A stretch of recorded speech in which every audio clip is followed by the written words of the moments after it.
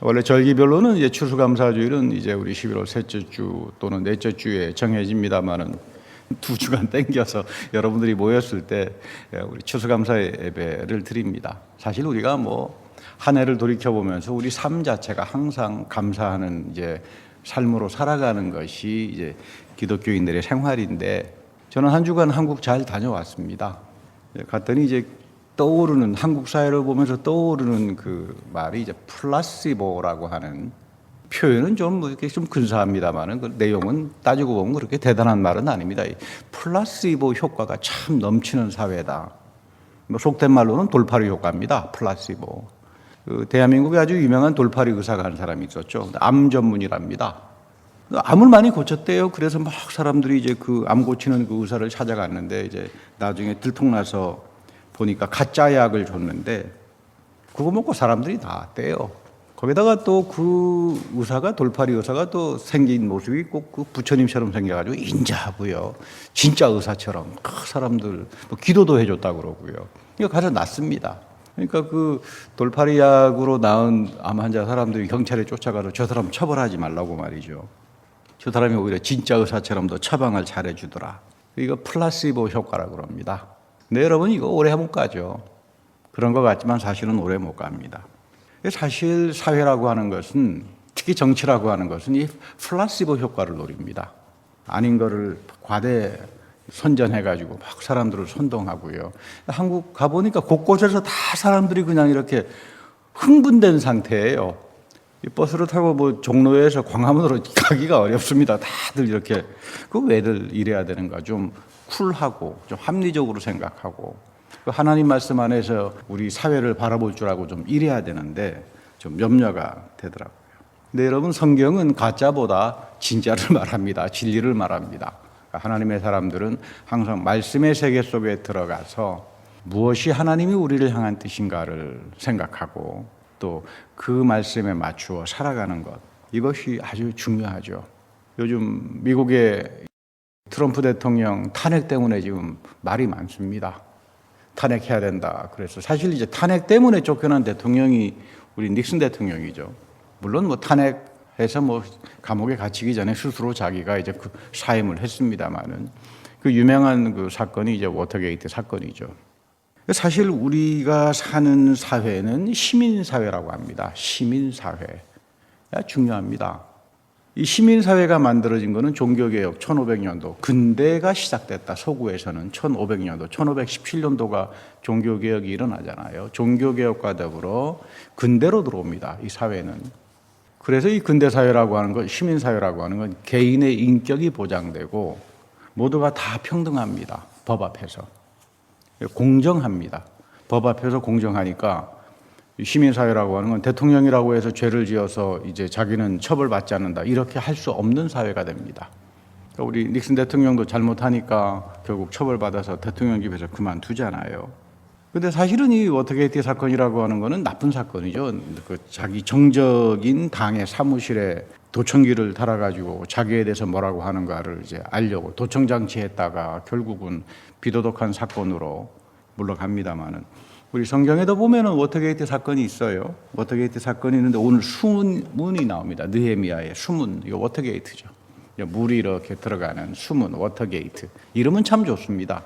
근데 성경에서 말하는 워터게이트는 뭐 닉슨 대통령께서 그 도청을 했던 그런 비도덕적이고 잘못된 그런 것이 아니라 하나님 말씀 앞에 돌아가자.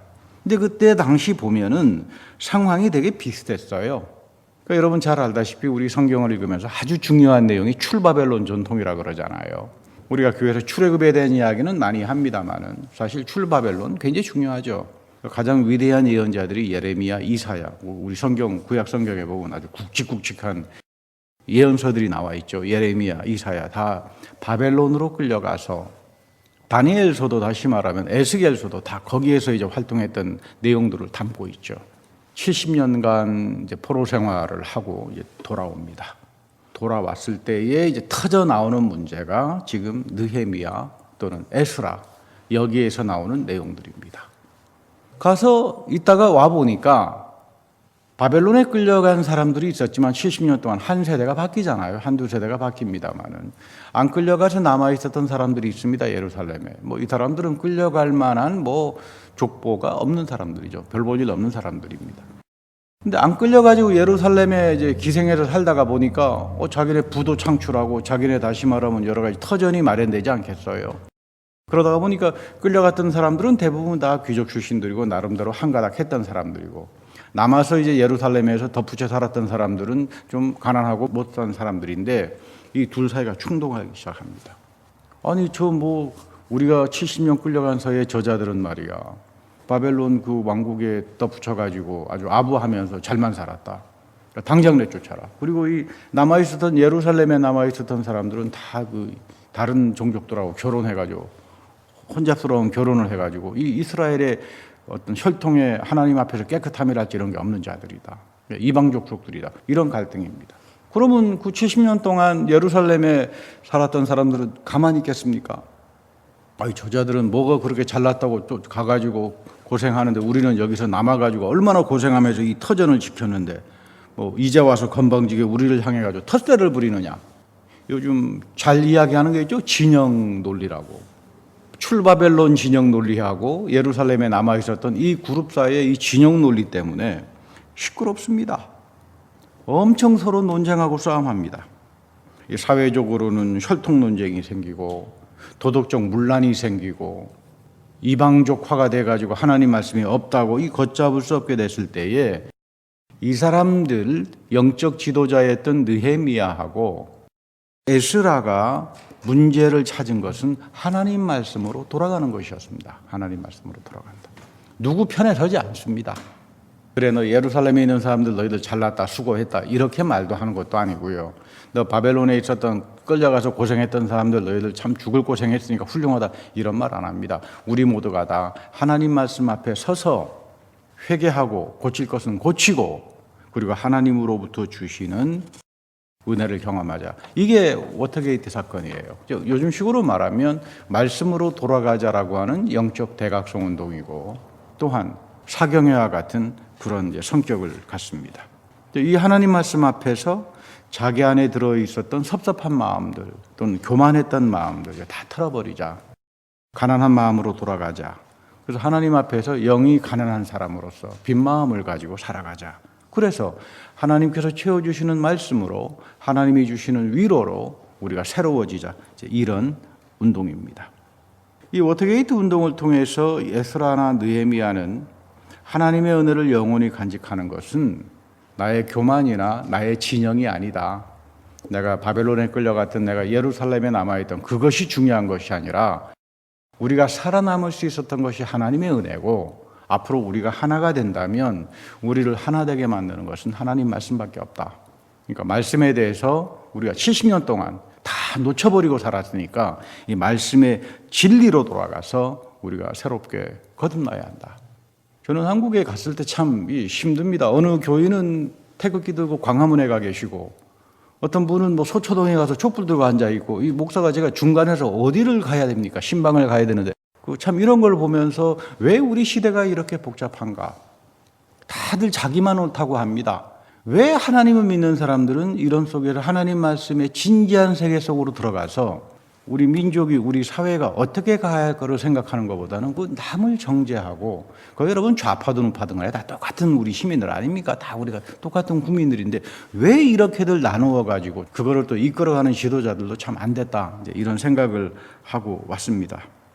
사실 감사절이라고 하는 것은 나의 교만한 생각, 내가 평소에 옳다고 생각했던 것, 내가 평소에 이거는 진짜로 옳은 거야 이런 모든 것들을 다 내려놓는 걸 말합니다. 하나님 앞에서 우리가 나를 내세울 게 하나도 없습니다. 그래서 감사는 능력이라고 합니다. 우리가 입버릇처럼 감사한다 그래서 여러분 감사할 수 있는 게 아니고요. 제가 여러 번 말씀드립니다만 감사라고 하는 말은 세상에서는 살해하는 거예요. 근데 우리가 감사를 제대로 하려면 성경에서 감사를 뭐라고 이야기하는가? 이걸 놓쳐버리면 우리는 감사가 뭔 줄 모릅니다. 감사라고 하는 건 립서비스가 아니에요. 능력이 영적인 능력이에요. 그럼 누가 감사할 수 있을까? 성경에서는 누가 감사할 줄 아는가? 여러분 감사는 누가 합니까? 범사에 하나님의 선하심을 인정하고 사는 사람들이 감사합니다. 굉장히 중요한 이야기입니다. 성경에서 가르치는 감사라고 하는 것은 나는 범사의 모든 일에 하나님의 선하심을 인정하고 살아가는가, 이 사람들에게 감사는 능력으로 나타나는 겁니다. 더덕더덕 갖다 붙이고 자기 생각으로 치장하고 이러면서 신앙생활하면서 우리는 하나님 앞에서 감사를 하지 못합니다. 감사하는 사람에게, 모든 범사에 하나님의 선하심을 인정하고 살아가는 사람들에게 하나님은 섭리로 응답합니다. 이거 굉장히 중요한 이야기입니다. 우리가 흔히 신앙생활하면서 섭리라고 하는 말을 많이 씁니다만 섭리는 다른 게 아닙니다. 하나님이 앞서가신다. 우리는 성경을 통해서 하나님의 성품을 배우죠. 내가 생각하는 하나님이 아닙니다.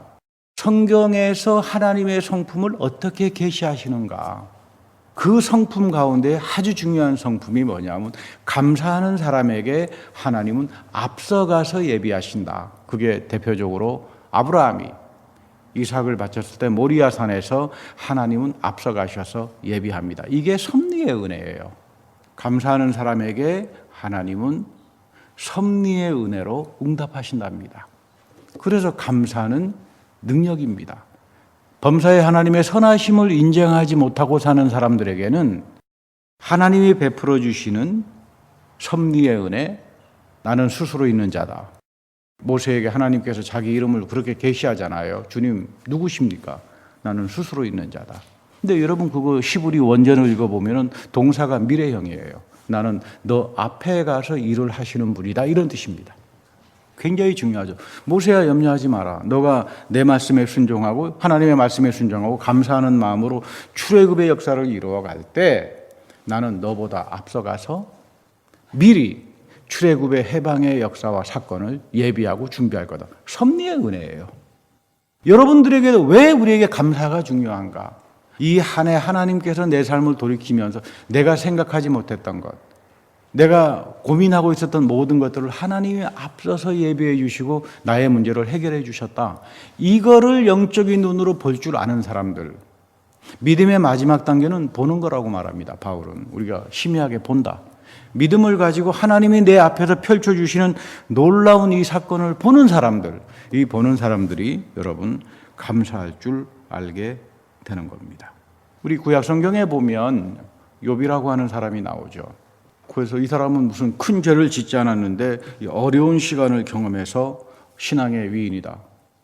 그래서 우리가 흔히 신앙생활 하다가 보면 어려운 일이 부딪히면 왜 내가 이런 고난을 당해야 되는가? 그래서 마치 욥의 질문이라고 합니다. Why me? 왜 내가 이런 어려운 일을 경험해야 되느냐? 근데 저는 아무리 성경을 읽어봐도 욥을 위대한 사람으로 절대 볼 수가 없습니다. 별 볼 일 없는 사람이에요, 욥은. 가장 신앙에 위대한 사람들은 바울입니다. 바울에게는 욥과 같은 어려움이 없었습니까? 고통이 없었습니까?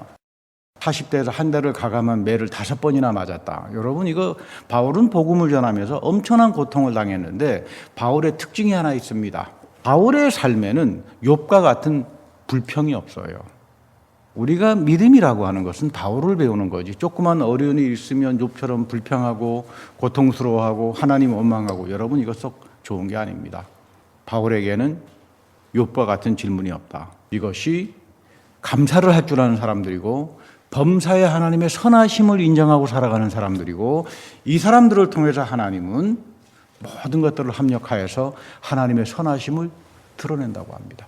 이 한 해 우리가 살아오면서 내 안에서 하나님이 그분의 선하심을 합력하여서 이루게 했던 그것을 바라보고 그걸로 인해서 기뻐할 줄 알고 감사하는 그런 여러분들이 되기를 축복합니다. 이것은 여러분 아브라함도 마찬가지죠.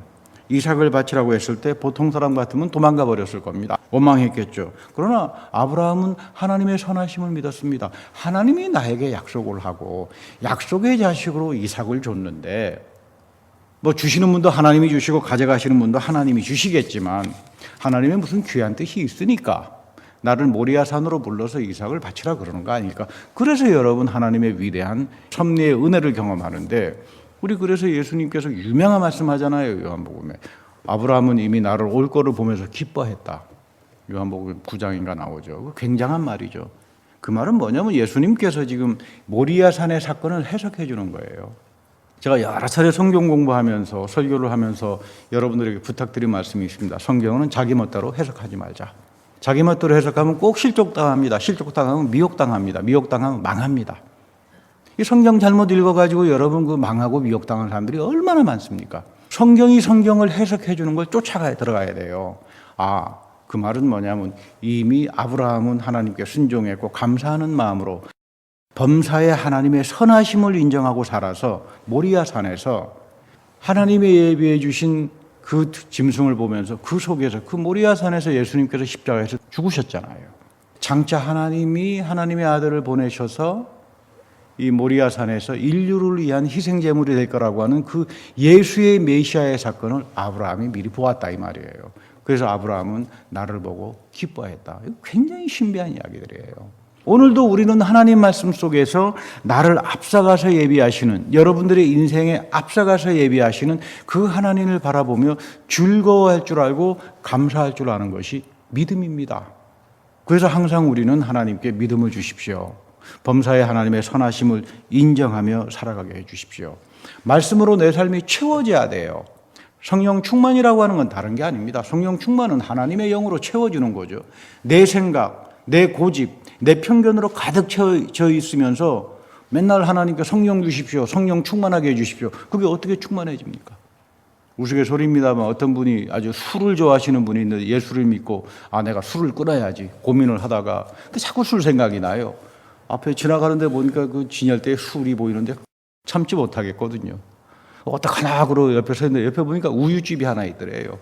우유집에 들어가서 우유를 벌컥벌컥 한 병 먹었더니 술 생각이 안 나더라고. 여러분, 이 술도 내쫓으려면 우유로 채워져야 되잖아요. 성령의 충만함이라고 하는 건 자기 것으로 채워져 있는 사람은 절대로 성령이 역사 안 합니다. 그래서 예수님께서 가장 축복한 사람들이 누구냐면 산상설교에서 영이 가난한 자는 복이 있다죠. 영이 가난한 자는 복이 있다. 그 원래 원전 본문대로 하게 되면 너의 영이 가난한 자는 복이 있다. 하나님께서 너희들의 비어있는 영을 쉬게 할 정도로 그리워한다고 그러잖아요. 지금 하나님이 성령을 통해서 여러분들 안에 살게 하신 영을 쉬게 할 정도로 그리워합니다. 같이 살고 싶어서. 근데 나의 것으로 가득 차 있으면 이 영의 영적 각성이 일어나겠습니까? 이 영의 성령이 들어서 나를 충만하게 하겠습니까? 내 욕심과 내 생각으로 가득 차 있는 한에 있어서는 저는 성령을 받지 못합니다. 영이 가난한 자는 복이 있다. 여러분들 속에 영이 있어요. 하나님은 여러분들의 이 영을 사랑합니다. 그리고 여러분이 죽을 때 몸은 죽지만 이 영에 그리스도의 부활의 형상을 입고 우리는 부활합니다. 그렇기 때문에 하나님께서 이게 구원이에요. 그러니까 내 영이 하나님 앞에서 항상 비어있는 사람들, 하나님께서 성령으로 채워나가죠.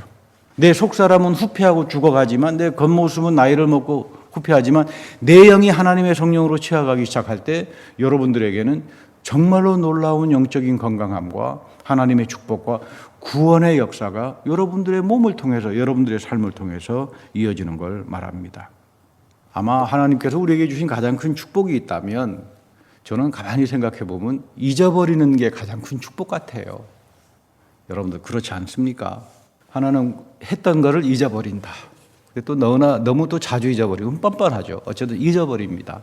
두 번째는 미래를 모르도록 한 겁니다. 아마 여러분 미래를 다 알면은 여러분 이게 큰일 나겠죠.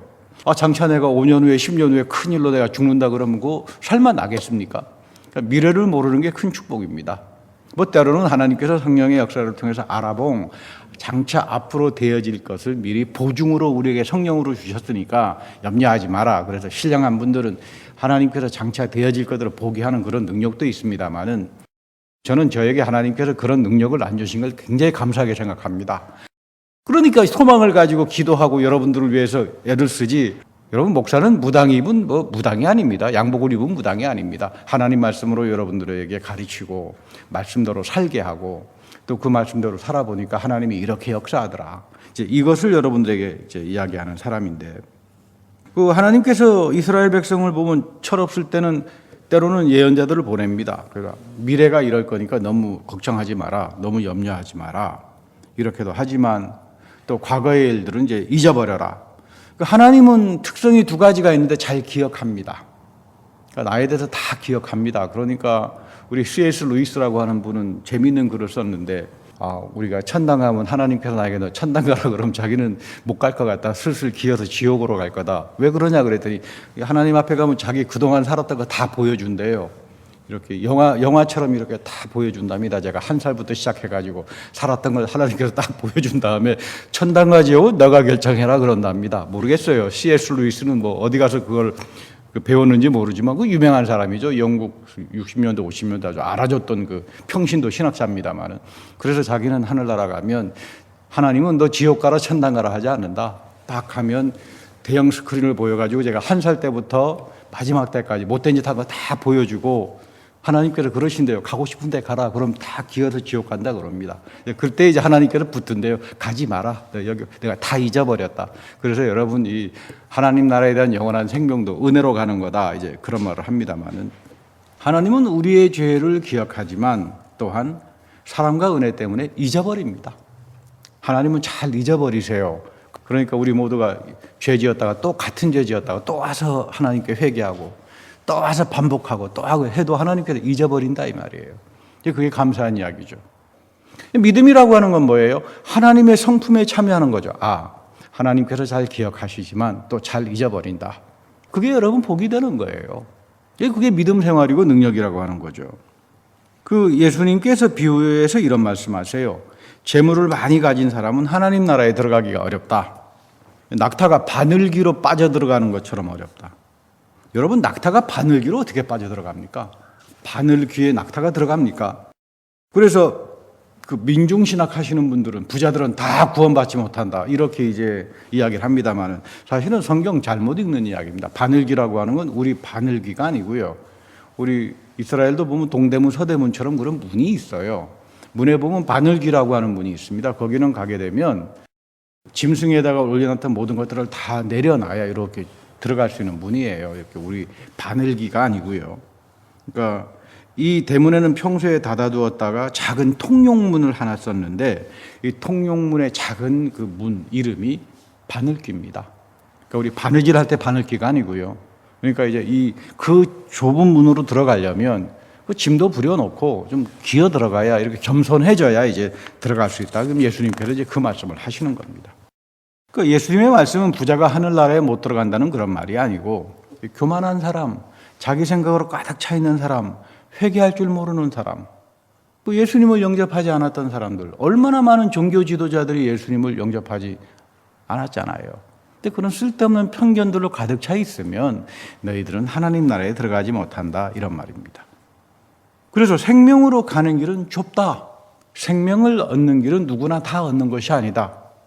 그래서 사람들은 예수님의 이 말씀을 대단히 싫어합니다. 생명으로 가는 길은 좁다. 그래서 사람들이 찾지 않는다. 누가 좁은 길로 가려고 그러겠습니까? 다 대로로 들어가려고 그러겠죠. 근데 예수님은 대로로 가는 사람들 보고 거기에 구원 없어 이렇게 말한다 이 말이에요. 그래서 사람들이 대단히 싫어합니다. 예수님의 이 말씀을.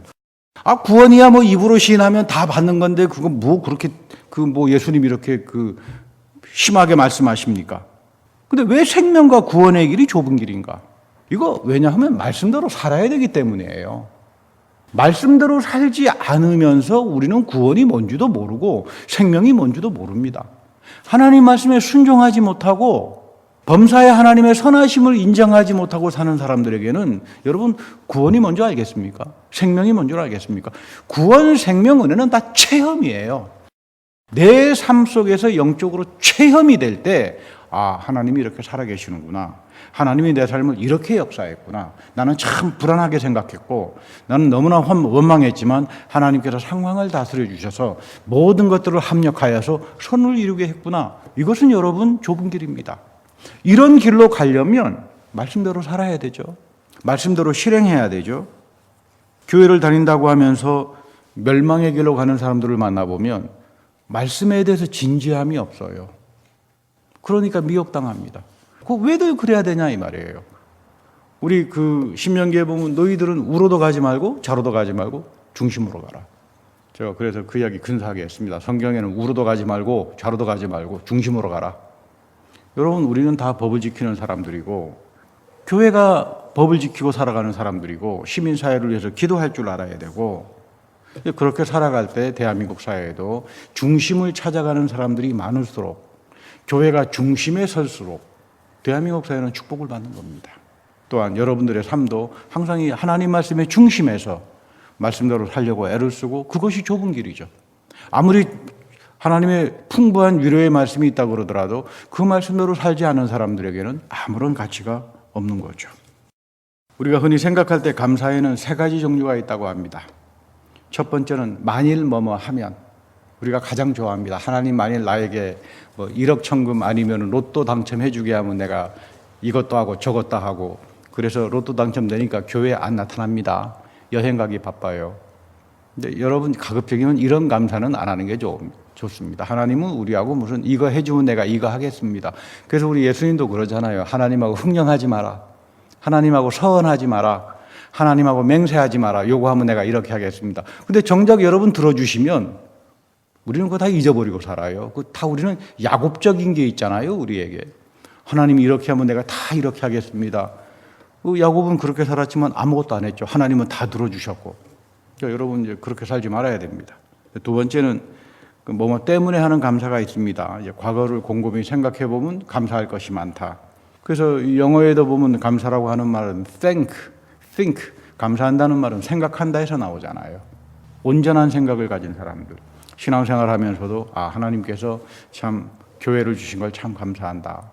교회를 통해서 하나님의 위로를 주시고 영원한 생명과 말씀을 배우게 해주셔서 참 감사하다. 이 온전한 생각을 갖는 사람들이죠. 내가 이 믿음을 통해서 세상에 나가 살아갈 때, 내 가족 속에서 살아갈 때 내가 이제는 온전한 생각을 가지고 살아간다. 누가 온전한 생각을 가지고 삽니까? 하나님 말씀대로 사는 사람들이 온전한 생각을 가지고 사는 사람들이에요. 그래서 건전한 생각이라고 하는 말은 감사에서부터 나오는 거죠. 감사가 넘치는 사람들을 만나보면 한 가지 특징이 있어요. 생각이 온전해요. 생각이 바르니까 감사하죠. 그리고 세 번째는 그럼에도 불구하고 하는 감사가 있습니다. Nevertheless, 그럼에도 불구하고 하나님께서 마지막은 잘 인도하실 거다. 욥과 같은 삶이 아니라 바울과 같은 삶이죠.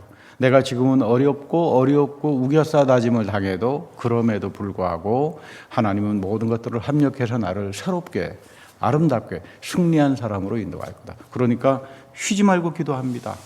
항상 기뻐합니다. 그리고 감사합니다. 이것이 여러분들을 위한 하나님의 뜻이다. 여러분, 그러니까 하나님의 뜻이라고 하는 건 여러분 별거 아닙니다. 데살로니가 전서에도 말하지만 절대로 악을 악으로 갚지 마라. 원수 갚지 말라 이 말이에요. 이거 유명한 느메시스 원리라고 그러죠. 요셉의 원리라고 합니다. 나에게 잘못했던 사람에 대해서 악으로 갚지 마라. 용서하고 살아라. 그리고 항상 기뻐해라. 나에게 어떻게 항상 기뻐할 수 있는가? 성령이 나를 채워주시면 내 영을 가난하게 해서 나는 하나님께서 주시는 것 아니고서는 나는 살 수 없는 사람입니다 하는 영이 가난한 사람들은 하나님의 말씀을 사모하게 돼 있고 그 사람들에게 하나님은 신령한 기쁨으로 채워주십니다. 그리고 기도합니다. 성령을 나에게 주십시오. 여러분 항상 기도, 하나님 말씀을 붙들고 성령으로 내 영을 채워주십시오. 쉬지 말고 기도해야 됩니다. 쉬지 말고 기도해야 됩니다. 내 영을 가난하게 하고 하나님의 성령으로, 하나님의 말씀으로, 하나님의 평강으로 나를 채워주시고 나를 다스려 주십시오. 그리고 범사에 감사하는 겁니다. 누가 범사에 감사합니까? 내 모든 일 속에 하나님은 선하신 분이고 하나님은 나를 선하게 인도하십니다. 이것이 그리스도 예수 안에는 여러분들에게 향하신 하나님의 뜻이에요. 이 뜻을 가지고 한 해도 그리고 장차 오게 되는 내년에도 이 은혜를 붙들고 살아가는, 그래서 하나님의 섭리의 축복이 이어지는 여러분들의 귀한 인생이 되기를 축복합니다. 다 같이 기도하겠습니다. 하나님, 우리가 감사가 능력이요. 우리가 감사하기 전에 하나님께서 먼저 우리에게 쉬지 말고 기도하며 기뻐하며 범사에 감사하라고, 이것이 우리를 향한 하나님의 뜻이라고 말씀하십니다. 특별히 이 교회를 기억하시고 한 해를 주님께서 지켜주시며 또한 주님께서 허락하신 주의 성도들의 삶 가운데에 하나님과 더불어 감사하며 그것을 통하여 하나님의 예비하시고 미래에 앞서가서 준비해 주시는 놀라운 섭리의 축복들을 다 이어가는 주님의 귀한 성도들이 되게 하여 주옵소서. 우리 구주 예수 그리스도의 이름으로 감사하며 기도드립니다. 아멘.